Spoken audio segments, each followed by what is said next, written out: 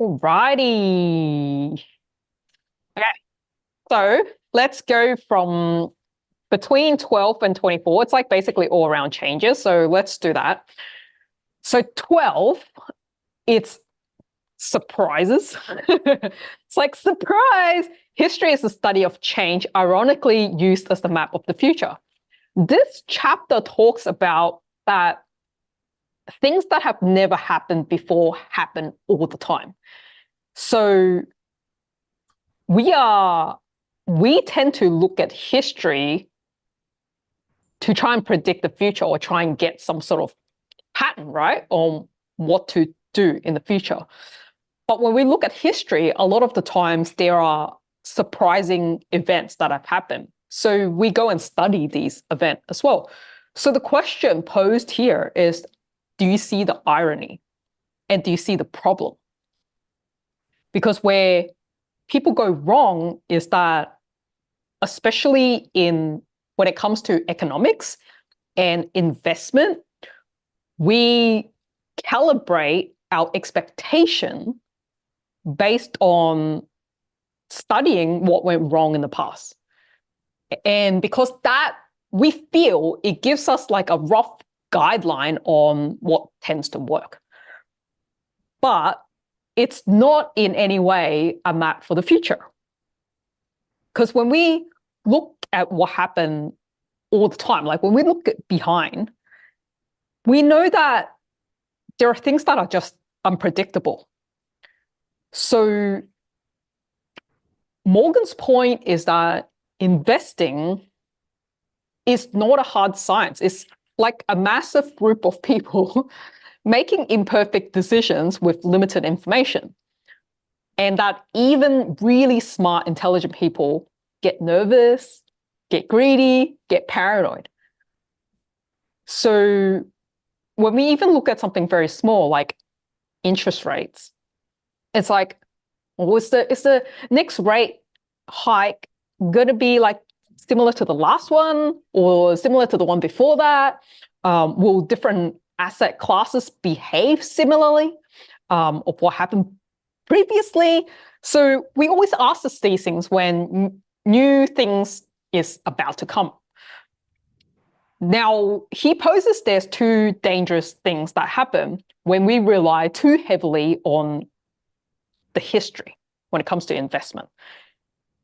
One is that you'll likely miss the outlier events that move the needle the most. So when we look at important historical events, the big outliers, like record-breaking events, like the Great Depression, World War II, dot-com bubble, 9/11, those huge events has played an enormous role when it comes to influencing so many things that happens from it, right?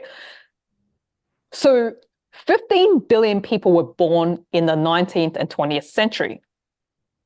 Now, imagine today if just 7 of these people were never born. Hitler, Joseph Stalin, you know, the Russian Soviet Union dude, Chairman Mao, Gary, I don't know how to say his name, Gavrilo Princip, like he's a guy that assassinated the heir to the throne that started World War I. Thomas Edison, Bill Gates, Martin Luther King.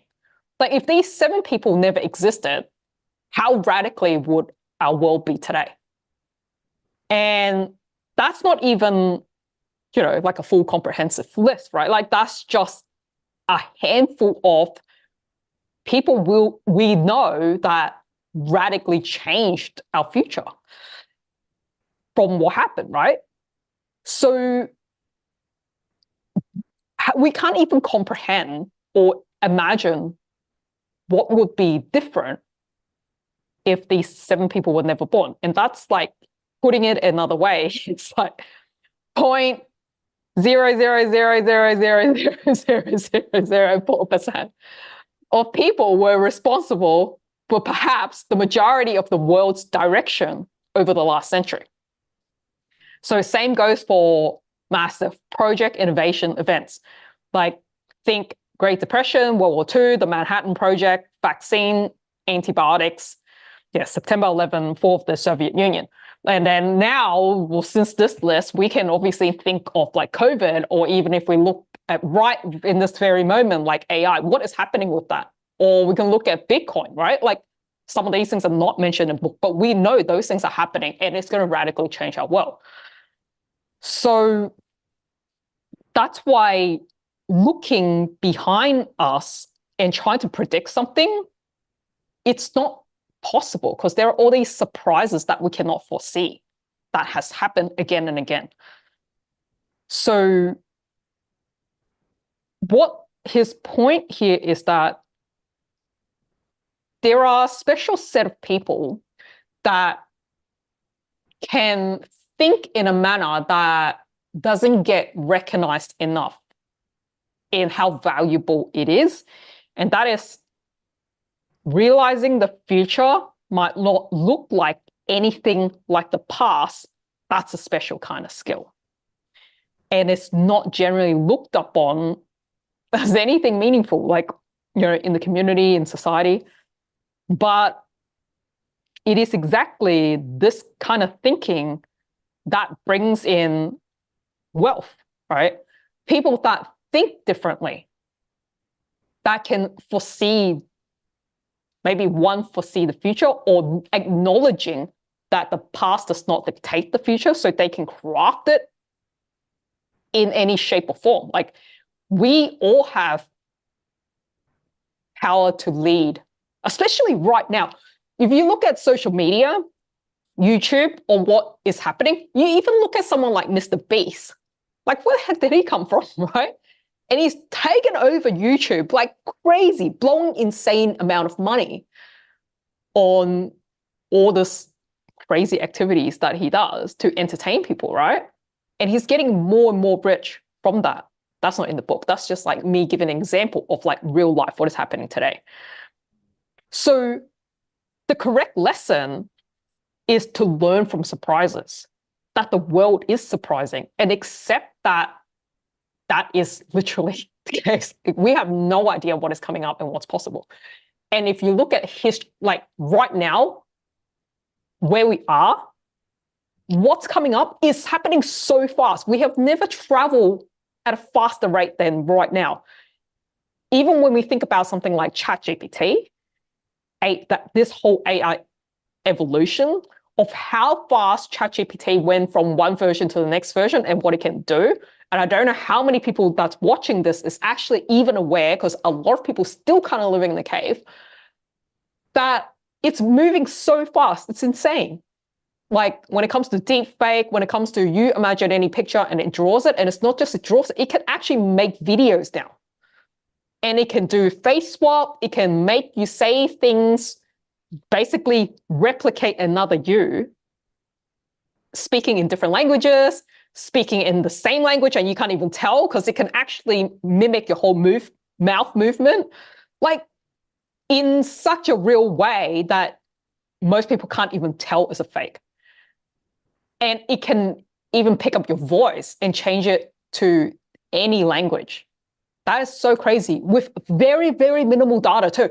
So at one point you had to train it by giving it like, like hours and hours and hours of speaking, like your voice, speaking into it, and it tries to replicate it with different data point. And it's like, now you only have to say like one sentence and it can pick it up that fast. Like it is so insane what is possible now.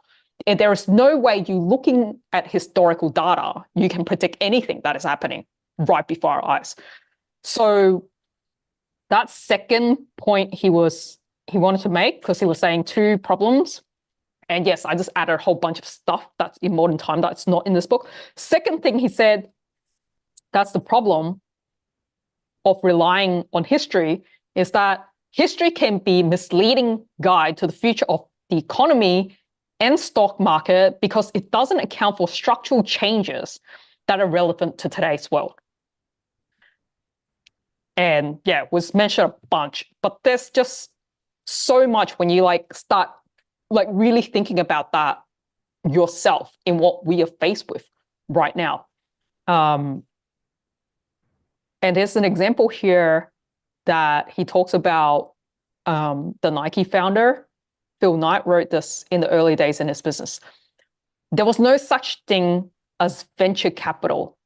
An aspiring young entrepreneur had very few places to turn, and those places were all guarded by risk-averse gatekeepers with zero imagination.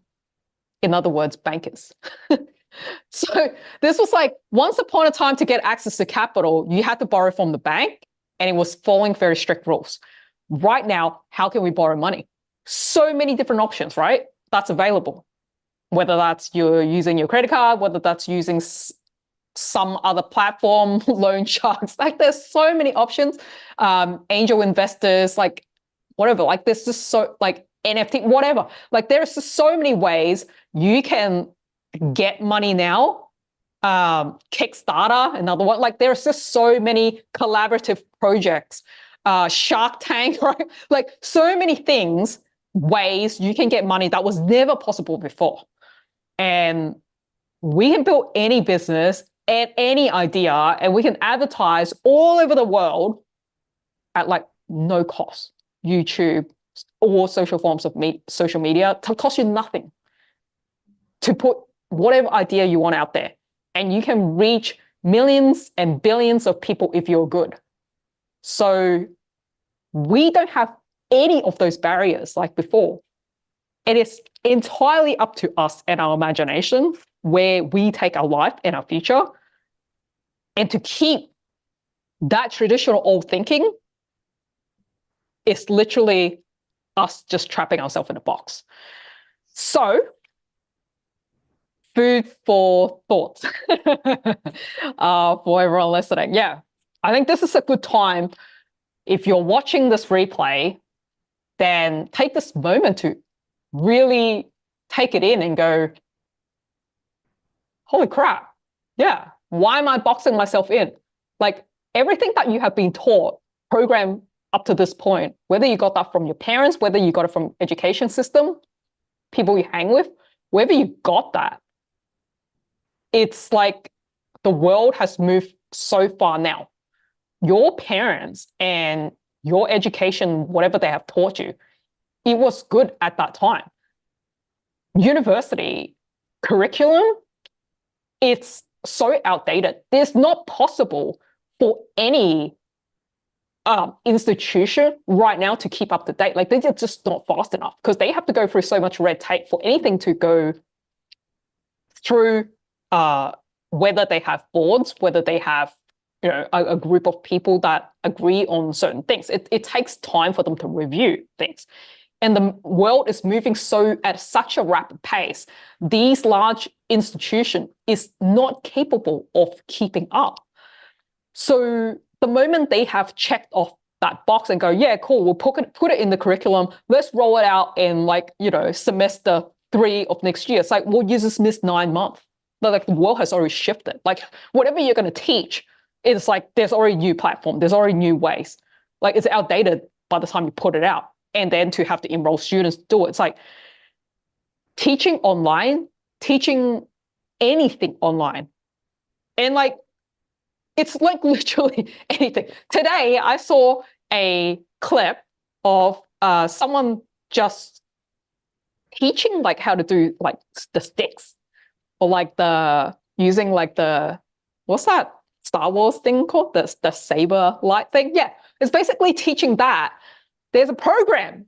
Like you can join a 6 weeks program for $250 to know how to swing the sticks and the saber light. Like that's totally possible right now. It's like people are imagination. It's like you can do anything you want. Absolutely anything. There is a person that literally just sells how to make sourdough. Like her whole entire thing is sourdough.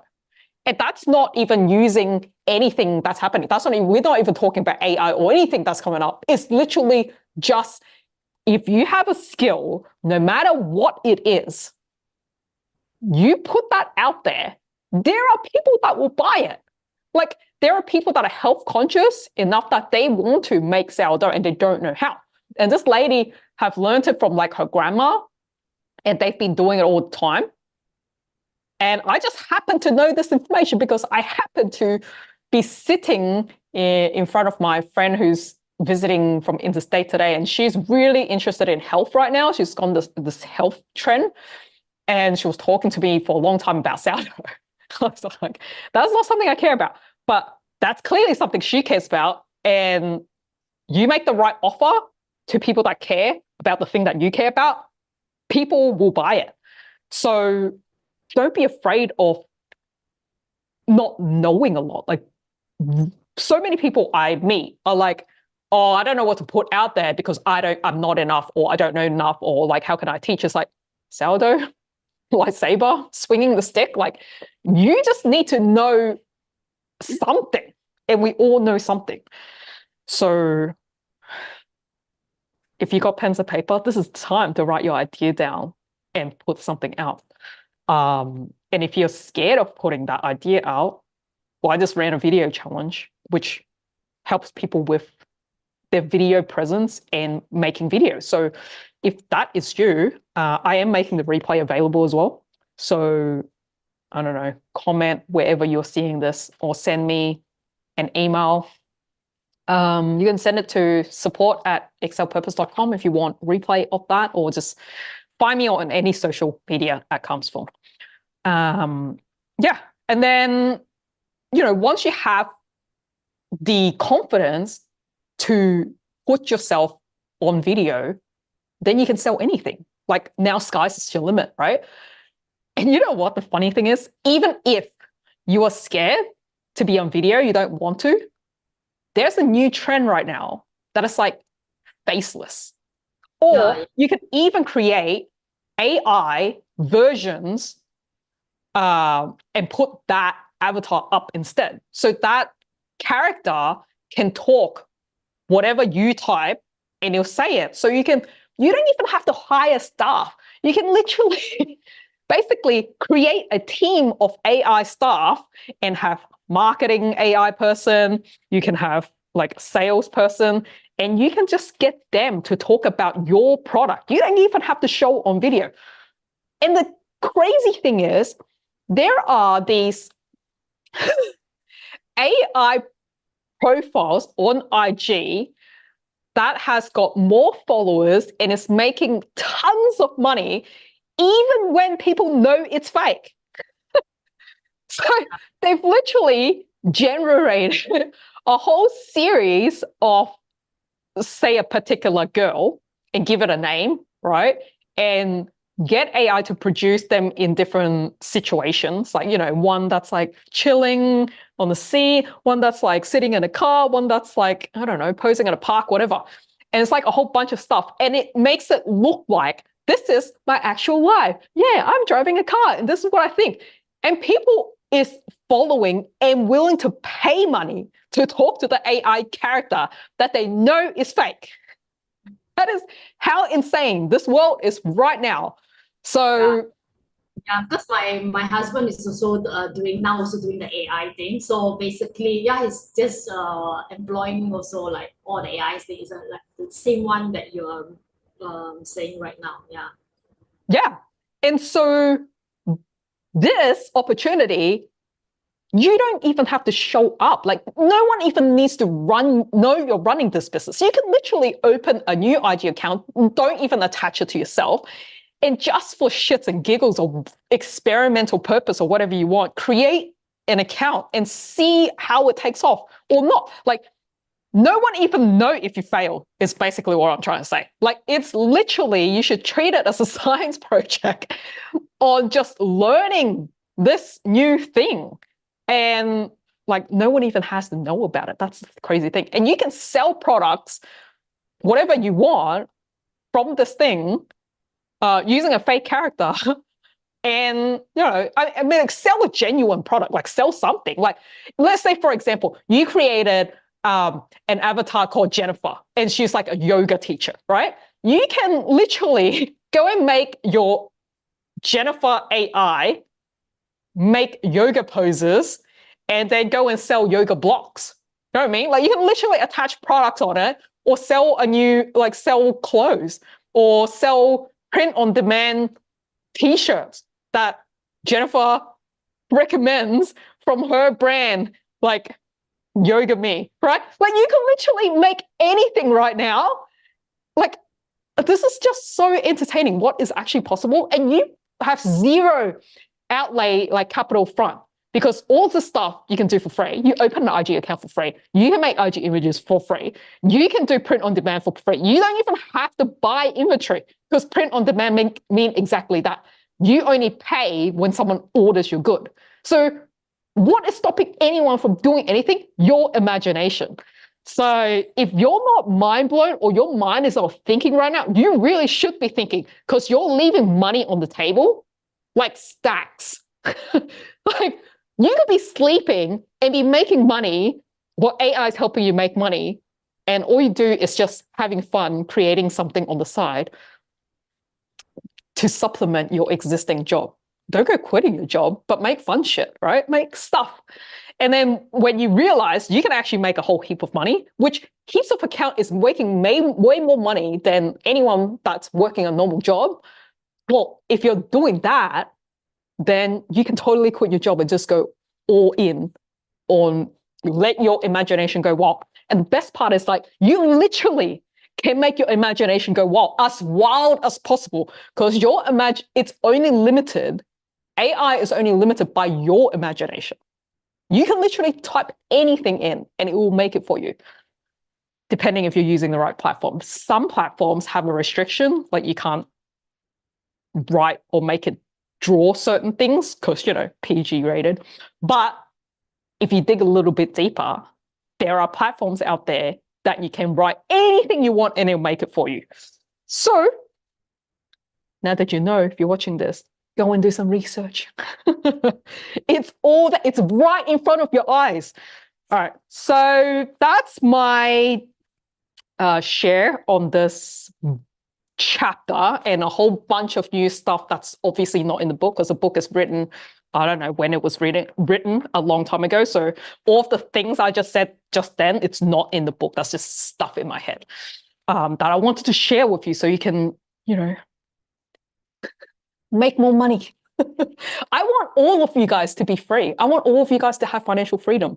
And it's literally super possible right now for every single person out there. So if you're watching this, you're meant to watch this. You're meant to make some extra money. Good to see some extra person have joined us. Anything you want to add? Let me have a look at the chat. Okay, chat box. True, cute cat animation has a big following. Yeah. Anything with pets, attractive looking people. Yeah, anything funny. Basically, anything funny and sexy. Anything entertaining and good to look at is what's really trending. And if you can make both of those together in one, you're going to be killing it. Like maybe that Jennifer yoga idea, she owns a cat as well. So yeah. Yeah. Right. So let's move on to the chapter about long-term planning. It's harder than it seems because people's goal and desire change over time. So here's the thing. Your goals do change over time. And by the time you're able to achieve a certain goal that you've set earlier in your life, the chances of that thing not being meaningful to you, it's kind of high. But because we haven't checked it off, a lot of times we have like a delayed goal and we're still making it. Let me explain. So for example, I had a goal that I really wanted this little tiny motorbike when I was a kid. Like, I don't know, probably since between the age of 5 or 6 to like 8, 5, yes, probably around then. I really wanted this electric motorbike at this department store. It's red. It's got the little blue seats. Yeah, I remember it because I've seen it so many times. And every time we go into the department store, I wanted that bike. And my dad wouldn't buy it for me. And so he told me that I had to be of a certain weight because I was really skinny. Yeah, I know I'm still skinny. But he wanted me to put on enough weight and I will get rewarded with the bike. And I didn't think that was a possible weight to gain. So it did not entice me on eating more so that I can buy this thing. Naturally, I never got to that weight and he never bought me the bike. But I never let go of this dream or goal, right? I never let it go. So until I was a teenager, I'm like still has this on the back of my mind. So I wanted a bicycle at the time because it's, this is kind of the next best thing. And so I got this rusty bike from somewhere, which was okay. And then later on in life, I'm going through like, I don't know, quarter life crisis or whatever it is. And I'm like, you know what? I really want the motorbike because what was because when you're going through this like weird quarter life crisis, you always, or trying to find your purpose or what the hell you want in life, you get to this point where you get these obvious questions that people get you to answer, right? What did you want when you were young? Go back to the time. What were you dreaming about when you were a kid, right? So I go and, do that thing where I travel my mind to when I was a kid. It's like, I really wanted the motorbike. And I'm like, do I still want the motorbike? Not necessarily, but who knows? I was like, maybe it's this thing I ever wanted. Maybe if I have it now, I'll be really super excited. So I go and buy an actual motorbike without thinking about it too much. And I played with it for a bit. And then even went on the track. And then after that, I left it in my garage for the last, I don't know, since COVID time. So it's probably like left in the garage for 2 years now and hasn't been touched at all. So this is a super delayed goal, right? Like, yes, I got the goal, but was it what I even care about anymore? Not really. It ticked off a box that I didn't get when I was a kid. And sure. And then now after that, I also had a goal that I really wanted to live in the city. Like all in my 20s, I've always like, I want to live in the city. It's really cool. And I used to live in the city because I used to rent, but renting is really expensive in Sydney. Not that buying is any cheaper, but I always wanted a really cool apartment. Like it's in my imagination. It's like I wanted something specific in my mind. So yeah, at the height of COVID, I also probably around the same time, probably suffering from my quarter life crisis at the same, probably around that same timeline. I went and bought a new apartment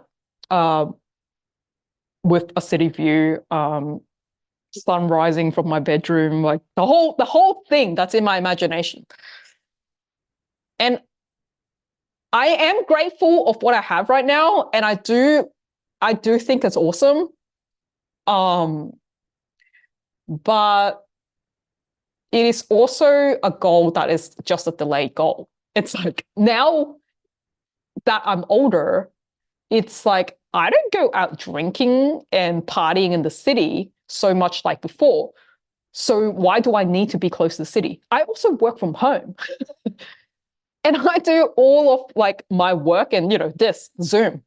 So why do I need to be in the city, like close to the city, like for zero reason, other than it's a delayed goal that I wanted when I was in my 20s.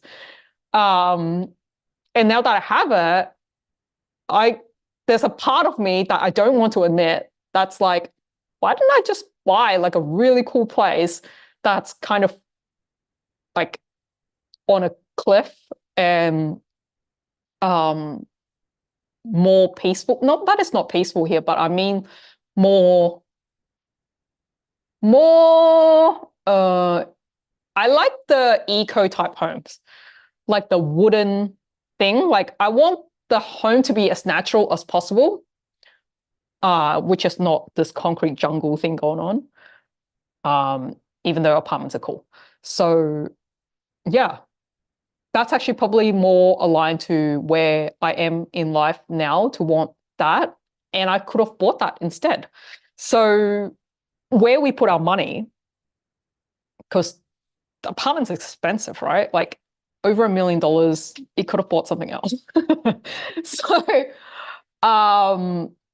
really think about how you have changed. Like, don't chase a goal for the sake of fulfilling an earlier childhood goal or an earlier goal of yours, but really in this moment, consider your life at this point right now. What is the goal that you want? Is it still relevant? Does achieving that thing actually make sense to you at this point in life? Because things have shifted and our mind are often anchored at something that we haven't got before.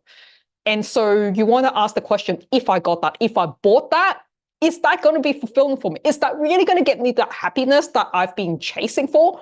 Or is it better I put my money somewhere else because I've actually changed? So yeah.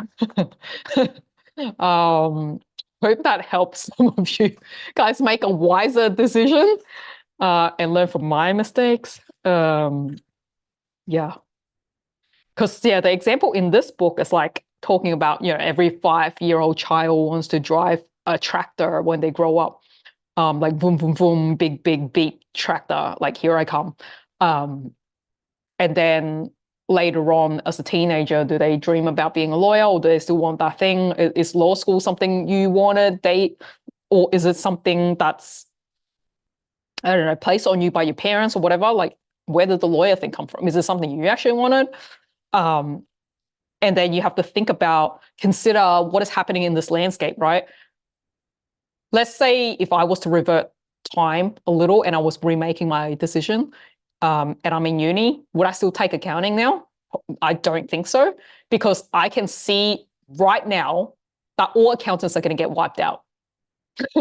Like, accountants were useful because we would get the data of what's happened between actual and budget, make a bunch of variance analysis on the differences, report that back to to management so they can make important decision on the future of the business, on what's actually occurred. Did we spend money on what we predicted? Why is there the gap? What are we going to do, in the immediate future, in the next quarter?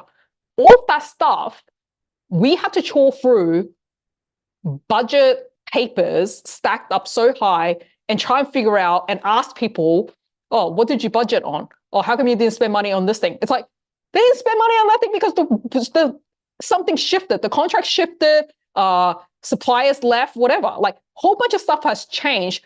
It's not even possible for you to make variance analysis on every single bit. And when we were doing that work, we literally just make stuff up, so to speak. Not because we want to make stuff up, but it's like when you're trying to explain a variance analysis, and let's say that gap was $200,000, there is literally hundreds of different components that make up this gap. It's not possible for you to actually give an accurate report to the boss to go, well, this is what it is. So we had to take all the data as much as we could to sum up a story that makes sense for management. Like, we're creative accountants to make a story make sense. That's what the board report is. So now, all that information, or AI can just chore through that data. Like, the moment you fed through a budget, it can literally read every single thing, what down to literally every single line, what you budgeted for, with who, when, what, or the whole lot, and spit back out the variance analysis in a beat. Not an accountant, taking a whole week and chasing department after department. Oh, can you send me this? I really need this. I need the board report. Oh, can you send me this in the next day? Like, all of that hassle is all solved.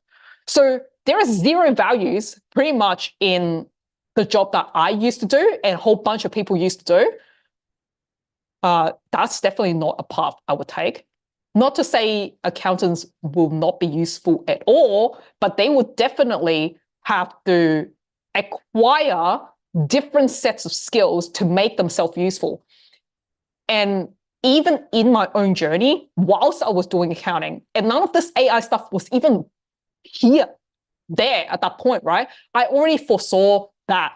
It was like, yeah, it's great that I have technical skills, but for me to be on like edge, like a competitive edge above my colleagues, why me? Everyone coming out of uni has the same skills, right? On paper, we all have that degree. So it was always about what can I learn to make me stand out?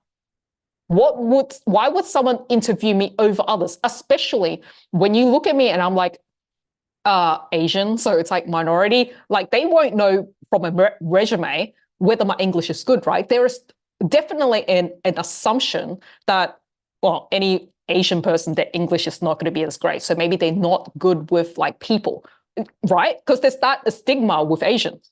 They're more reserved. They'll probably sit there and like do the data crunching stuff, but they like probably won't want to pick up the phone and they're awkward and they don't want to go to the other team to talk to people. Like there's all that I won't even get a chance to show myself to get to the interview if someone had that bias already when they look on paper. So for me to stand out, I purposely studied all sorts of stuff to make myself try and get through that gap, right? Or that perception they will have. So I studied public relation. I studied MBA. I majored in public relation. So, and I would explain that in my cover letter. So it's like, not only do I have the technical skills and got high distinctions to show that I'm intelligent in this field, but on top of that, I also is a well-rounded person that has people skills because I've done this, right? So there's a lot of things I had to prove back then, which right now, people will just literally look you up on social media. So you want to show yourself off, post a video. That is your resume. And if you were in the video challenge, one of the girl, she didn't want to do video. She's never done videos.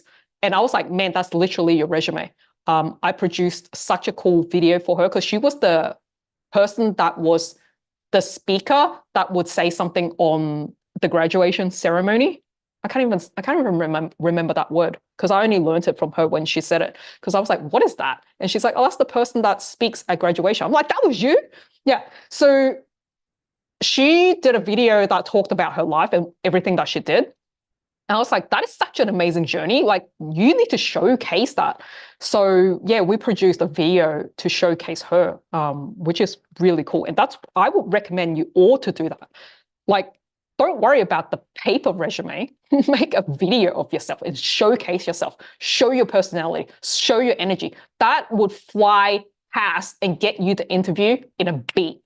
So I want to leave you guys basically with just heaps of valuable information. I hope you found this useful. If you're watching this, like, subscribe. Let me know if you found this useful. We could do more of this kind of thing. And I just saw someone else jumped into the room. The session is basically almost over. But does any of you guys want to add your 2 cents to everything I shared? Did you find that helpful? Do you have any questions? Do you have your personal view you want to add to this video that's going to get uploaded to YouTube? It's going to be part of a training thing. So I'm about to put out a clip that talks about this book, especially the earlier part about how 7 people basically rewrote our entire future that we have facing right now. I thought that was a really important point. So I made a version of that in a clip. And at the back of that clip, I pretty much said, if you want a training on that, let me know. So this is going to be the training. Yeah. You guys have any shares? So quiet. Yeah, just reading the chat, that would be nice. Yeah. So I know that with book club, this whole time has pretty much just been just kind of chilling back, us chatting and stuff. And I think to make this more valuable and to create a bigger impact, because you guys know that 2024 is the year that I'm really showing up more. I really want to create that impact. And to do that means you will see me putting a lot more content out through probably all the platforms. So as part of that, Book Club will remain free at this point. I don't know if it will change, but yeah, it's definitely still going to be free for now. And my intention to get this impact, to make it go further, is that I record these things in this way so that when someone else is watching a clip like this, they also get a lot of value, even if they're not in Book Club. And if you guys found this useful, then at least you have a link that you can share so that, you know, people that didn't get their hands on the book, they'll be like, oh, cool, I did watch that. And even people that have the book, it's like, you always know that I share a lot of personal things that goes beyond the book. I'm a super practical person. So every book I read, I always think, does this make sense? How can I apply it in my life right now? And how can I help somebody else think about how to apply in their life, so that it's not just reading for the sake of reading. Like every time I run Book Club, in my mind, it's not, hey, I'm just reading the book. You have the book, right? You can get the book. The value is in what can you get from this session that makes this time very valuable for you, for something that you can implement in your life right now and make a difference to your life. So for the people that are late in joining this, I hope you watch the replay and actually apply the suggestions that I made throughout this session. And I'd love to hear from you, because it's one thing about creating content, and then it's another thing of knowing, did it change some lives by, was this hour useful? Is basically how my mind is thinking more now. It's literally because I have limited time. So limited time, not like I'm dying, but it's like, I want to make my time go further. So every free thing I do should go further than just, the number of people that showed up in Book Club. But it's like, it should go further in a lot of ways. Yeah. Just catching up on the chat. So you're thinking of doing your stuff in Spanish? Yeah. So utilize AI, utilize the technology advanced in that now that you make a clip, you can put it out in English. You can put it out in different languages. If you're bilingual, you don't have to record your content twice. You literally can get AI to say it for you. And even if you haven't delved enough into that, it can at least at basic minimal help you just do the subtitles in a different language. So then at least you're hitting dual audience, right? And what I would recommend if you're going to do that is to open like 2 channels. So you pick your platform firstly. My suggestion is pick one platform first and do one platform well. So if you've been following my journey, my first platform is Facebook. And since I grew my Facebook to a decent amount of people, like it's not huge, but it's still got like thousands of people on it, right? So with, once I hit sort of 5,000-ish people, I'm just thinking, well, I spent a lot of time on Facebook, but I didn't spend any time basically on my Instagram. I didn't spend any time on YouTube. I didn't spend any time on LinkedIn. So this year, at least you would have noticed in the last 12 months, I've definitely posted way more stuff in IG, because why not? Every time I go to networking functions, people tend to connect on IG. So it doesn't and they don't connect on Facebook, especially if it's the younger crowd. And so I don't want them to see my IG that was at like 200 followers, because that's not a true representation of my work. And they may never see that the number of posts and followers I have on Facebook, right? Because if they judge me on what I have on IG, that wouldn't be a good representation. So with that in mind, I built my IG a lot more. And if you look at even just the last week, I became very intentional in my IG. It's now aesthetically pleasing, and it's very on brand. So I used to just post content for the sake of posting, because it's important for consistency, to get the reps, to do the repetition, to just show up. Like that's already hard initially, right? But once you reach a certain point, and it's, past 3-year mark for me now, maybe I'm just slow. But it's like after 3 years, it's like my mind is at a different place now. Now I'm posting very intentionally. So everything I post now, I see it as something I'm very proud of. It's like I will spend time on creating each video, and it's a little bit like an artwork for me, that I feel like even if I was to die tomorrow, that someone seeing that video is going to help. That's my thought right now. That I want every piece of content I put out, that I really see value in this. That's why I'm posting it. And with this new frame of mind is the audience hopefully will see this as well. And I actually have seen my following growing because of this. So yeah, and I don't post enough on YouTube and LinkedIn. So that is a platform I'm going to be starting posting more, and hence these clips, rather than them just being private, I'm going to make them more in a teaching style like this, where someone else watching it will get a lot of value out of it too.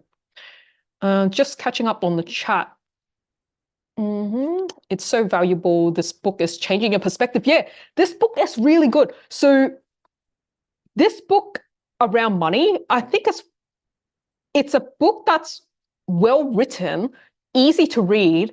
And if you were just to apply a few things on here, that will change your financial positions, as well as, the extra information I'm providing for the modern time, because this book is a little bit well, it's not outdated. You can still use it, but it doesn't have modern examples. And that's where I came in, to try and give you those modern examples you can apply, so you can see where we are heading and where you can go. Yeah, Leticia saying it's like a business card. Yes, exactly. So the way I see Instagram right now is that it is like your business card. Because if you look at Facebook, those posts are fleeting, right? Like it keeps going up. No one's going to scroll back to anything you've posted 1 week ago. Like if you post every day, no one's going to scroll back. If there's a lag and it's weird, like it's not, no one's going to search your content in there. Whereas if you look at IG, the really smart thing you want to do is see IG like it's a library. So I'll point a few things out to you. Right now, if you look at my IG account in the latest 9 grid, like the last 9 posts, you will see that I make the words very visual and very obvious what our topic is. So that when you look at my IG and you wanting to look for a specific topic, you will see it, you will find it, and you will know exactly what to click. Versus before, when I post videos, even if you saw a video of mine that you liked it, it'll be very difficult for you to find that video again. Whereas now, if you were scrolling, you'll be able to find it again. Because I've made it like, I'm basically making a hook on every video. So yeah. Okay, so Pauline is like, yeah, looking at it. Yeah, and I had like, we get stuck on like many things. So when I started my journey, I was so stuck on this like branding color, and I couldn't mesh my colors for some reason. I was just really stuck on it. And I paid people a lot of money too. Like I've paid someone $1,000 just to try. I'm like, how do I actually put my color scheme together so that it represent me, but I don't clash my different brand colors? Because if you remember, or you can still even look it up now, if you look up calmsfeng.com, the website, I haven't updated it, but it still exists now. It's got this like brown theme with this like copper color calmsfeng on my name. Like it's either copper color or white. So I was like, how do I use that color? And then there's me, the company, Excel Purpose, which is basically this behind me, right? It's like, it's white, it's blue, Yeah, basically white and blue. So I'm like, how do I mix white and blue? So I was like, how do I mix white and blue and copper color all in one? And then a lot of times I personally like a red accent on stuff, like just the details. So because I think it's very attention grabbing, and it's also like a kind of a confident, strong color. So I'm like, I didn't understand how do I mix all of these colors together, because I'm like, I'm not a graphics person. I'm just like, I didn't study that, right? Like that wasn't my field. My brother studied interior design. I didn't. So to me, color palette and stuff, it's like, you know, like when I was painting my house, and my brother because I didn't like the color. It was really old. It was like this yellow color, because my first home that I bought when I was 23 was like yellow color walls, and I wanted to make it fresh, but I was scared that if I make it like really white, it would look very clinical, like a hospital. You know, I don't want it to look glaringly white. Like, is it weird? Like, so I was seeking his advice on where I'm repainting my house. What color palette should I use? Like, because I walked into Bunnings. For the people that are in Australia, Bunnings is just this hardware place filled with paints and hardware and everything that you ever want to buy, tools, power drill, like lawnmowers, whatever. And so they would have like all of these colors that you can pick, so that you can decide what color. And because colors have all these different shades, I'm just like, I have no idea what I'm picking, right? And when you have that many options, it's really difficult. So I'm just kind of stuck in this, like staring at this like walls of thousands of colors. And I'm like, what's the difference between like this white and an off-white and this thing? Like, what should I choose? Is it going to make a difference on how I feel? So then I had to like study like what different color means, just because I needed to, make my home feel home. So my brother was saying to me, oh, why don't you just make it all neutral color, so you can, so you can kind of based off that, and whatever else you want, you can just make that color pop with furniture or whatever. And I remember distinctively when he said that, I was like, what the hell is neutral color? Like, I don't even know what that means. Like, what the hell? It's like neutral tone. It's like, it's neutral tone. Like, what? Like, like I was so like just zero idea. And then I feel too dumb to even ask, because he said it like it's like commonly known, right? And I used to be the kind of person that don't like asking for help. Like, for me to initially even ask him about colors, that's a big deal. Like, for me to ask any advice, that took a lot of courage for me to even ask that first question. I can't bring myself to ask a follow-up question. Like, that was literally the person I was. And I don't know how many of you guys watching this now kind of feels this way. Maybe it's just me. Maybe just didn't have courage. I don't know. So yeah, that was kind of the person I was in my 20s. And then, so I'm just like, well, screw it. I'm just gonna have to figure it out. Like, I was always a person who just figure it out on my own. And this figuring out on my own thing kind of, it kind of worked. I mean, I learned a lot, but I honestly, like, I could have sped up my journey so much more if I was willing to like look stupid and ask for help, or ask follow-up questions. Like, why couldn't I bring myself to ask? I don't know. Like, I just don't know. I just felt like a block, this barrier. I think it's just me not wanting to look stupid. I think that's really all it was. Yeah, I didn't want to feel dumb. So if anyone is feeling that way, don't. Like, I mean, get past that, because the quicker you can get past that, and build up this courage, you'll breeze through life. So like, just life becomes very smooth when you break through that. And this is the whole reason I even run book club, because of all of this challenges that I personally had. Like, and it's my hope that by making this free and available to everyone to help people learn, grow whilst having fun, that you feel safe in here, that you can ask the questions, and not get trapped or stuck in the place that I used to be. So yeah, Let's see what else is on the chat. Yeah, color palettes. Yeah, yeah, exactly. You guys use a lot of color palettes. Yeah, actors. Yeah, like movies, definitely so intentional, right? Like even color choice for the posters. That evokes particular thing. Like everything when it comes to a movie, the colors on an actor or actress, what they're wearing, that evokes particular messages. That evokes feelings.